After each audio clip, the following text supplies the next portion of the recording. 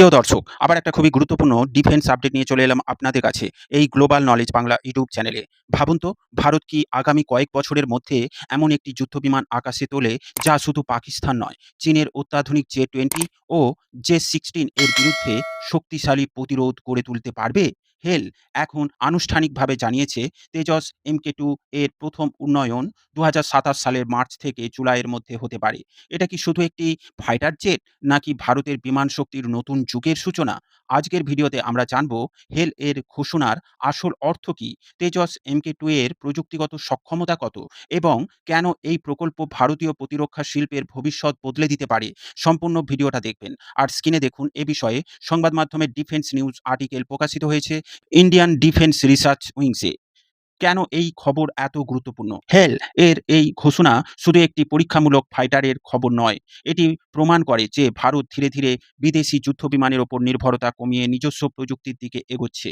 ভারত বহু বছর ধরে মিরাজ 2000, জাগুয়ার, মিগ-29, SU-30 MKI, রাফেলের মতো বিদেশি প্ল্যাটফর্ম পরিচালনা করছে। কিন্তু ভবিষ্যতে যুদ্ধের জন্য নিজস্ব ডিজাইন, নিজস্ব ফাইটার জেট এবং নিজস্ব অস্ত্র সংযোজন করতে পারা একটি কৌশলগত সুবিধা। সেই লক্ষ্যেই তেজস MK2। হেল কি ঘোষণা করেছে? হেল এর তথ্য অনুযায়ী প্রথম প্রোটোটাইপ তৈরির কাজ দ্রুত এগোচ্ছে। বিভিন্ন সাব সিস্টেম একত্রিত করার কাজ চলছে। গ্রাউন্ড টেস্টের ওপর ২০২৭ সালের মার্চ থেকে জুলাইয়ের মধ্যে প্রথম ফ্লাইটের লক্ষ্য নির্ধারণ করেছে হেল। প্রথম উন্নয়নের পর দীর্ঘ ফ্লাইট টেস্ট এবং অস্ত্র পরীক্ষার ধাপ চলবে ধাপে ধাপে।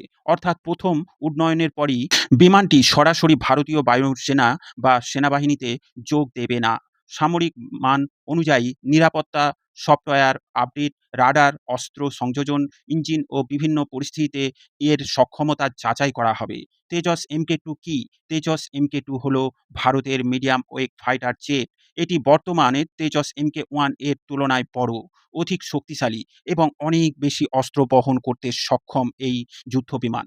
এই বিমানে থাকবে ISR রাডার, আধুনিক electronic warfare suite system, infrared search and track system, উন্নত ককপিট এবং এয়ার টু এয়ার রিফুয়েলিং, দীর্ঘ পাল্লার অস্ত্র ব্যবহারের সক্ষমতা সংযোজন করা হবে, বোয়িং ভিজুয়াল রেঞ্জ মিসাইল সংযোজন করা হবে, প্রেসিশন গাইডেড বোম সংযোজন করা হবে। এছাড়া আরও অনেক মাল্টিরোল পারপাস অ্যাবিলিটি অর্জন করার সক্ষমতা আছে এই যুদ্ধ বিমানে। অস্ত্র বহনের সক্ষমতা আছে এই যুদ্ধ বিমানে ব্যাপক পরিমাণে তেজস MK1 এর চাইতে অনেক বেশি। তেজস MK2 এর ভারতীয় এবং বিদেশি ২ ধরনের অস্ত্র সংযোজন করার সম্ভব হবে। সম্ভবত অস্ত্রগুলোর মধ্যে রয়েছে অস্ত্র MK1, অস্ত্র MK2, Rudram anti radiation missile. যখন এমকা আসছে, তখন তেজস MK2 কেন?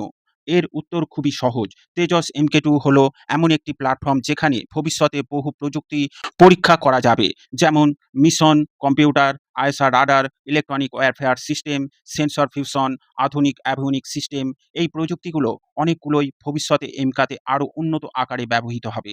অর্থাৎ MK2 ভারতকে পঞ্চম প্রজন্মের যুদ্ধ বিমানের জন্য প্রস্তুত করছে। এই প্রকল্পের সবচেয়ে বড় লাভ হতে পারে দেশীয় শিল্পে। হেল এর পাশাপাশি শত শত ভারতীয় কোম্পানি বিভিন্ন যন্ত্রাংশ তৈরি করছে। এর ফলে দেশীয় প্রযুক্তি উন্নত হবে, দক্ষ কর্মসংস্থান বাড়বে, প্রতিরক্ষা রপ্তানির সুযোগ তৈরি হবে, বিদেশি আমদানির ব্যয় কমবে। ভারতের মেক ইন ইন্ডিয়া উদ্যোগের জন্য এটি একটি বড় মাইলফলক হতে পারে। সামনে কি কি চ্যালেঞ্জ আছে? তবে বাস্তবতা হলো ভারতের প্রতিরক্ষা প্রকল্পে অতীতে একাধিকবার সময়সূচি পিছিয়েছে। সুতরাং ২০২৭ সালের লক্ষ্য থাকলেও প্রযুক্তিগত ও পরীক্ষামূলক উৎপাদন সংক্রান্ত কারণে সময় পরিবর্তন হতে পারে। এছাড়া GE F414 ইঞ্জিন সরবরাহ, বিভিন্ন সাব সিস্টেম সমন্বয়, দীর্ঘ ফ্লাইট টেস্ট, অস্ত্র সংযুক্তি, এসব ধাপ সফলভাবে সম্পন্ন হওয়াই হবে সবচেয়ে বড় চ্যালেঞ্জ। হেল এর ঘোষণা ভারতের প্রতিরক্ষা শিল্পের জন্য অবশ্যই ইতিবাচক একটি অগ্রগতি। তবে প্রথম উন্নয়ন মানেই বিমানটি সঙ্গে সঙ্গে অপারেশনাল হবে এমনটি নয়। এরপরেও বিস্তৃত পরীক্ষা এবং সার্টিফিকেশনের ধাপ থাকবে। যদি নির্ধারিত সময়সূচি অনুযায়ী প্রকল্প এগোয়, তাহলে তেজস MK2 ভারতীয় বিমান বাহিনীর সক্ষমতা বাড়ানোর পাশাপাশি এমকার মতো ভবিষ্যৎ প্রকল্পের জন্য একটি গুরুত্বপূর্ণ ভিত তৈরি হতে পারে। আপনার কি মনে হয় তেজস MK2 কি ভবিষ্যতে ভারতের অন্যতম প্রধান যুদ্ধবিমান হতে চলেছে? তো দর্শক, এ বিষয়ে আপনার মতামত অবশ্যই কমেন্টের মাধ্যমে জানাবেন। ভিডিও ভালো লাগলে লাইক ও শেয়ার করবেন। ডিফেন্স, ফরেন পলিসি ও জিওপলিটিক্স রিলেটেড খবর পেতে এই গ্লোবাল নলেজ বাংলা চ্যানেলটিকে সাবস্ক্রাইব করে আমাদের সাথে জুড়ে থাকুন। সকলকে জানাই আন্তরিক ধন্যবাদ।